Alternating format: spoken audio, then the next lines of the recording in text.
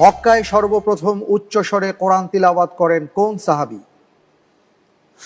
ক ওমর ইবনুল খাত্তাব রাদিয়াল্লাহু আনহু, খ আব্দুল্লাহ ইবনে মাসউদ রাদিয়াল্লাহু আনহু, গ উবাই ইবনু কাব রাদিয়াল্লাহু আনহু, ঘ বিলাল ইবনু রাবাহ রাদিয়াল্লাহু আনহু।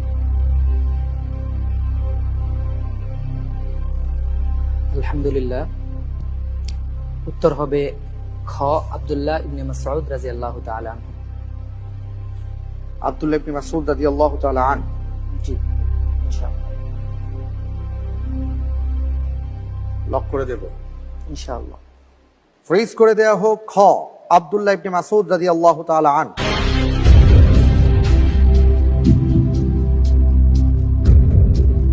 আমি দেখতে পাচ্ছি আপনি যে উত্তরটি দিয়েছেন আপনার উত্তরটি সঠিক উত্তর। আলহামদুলিল্লাহ। আলহামদুলিল্লাহ।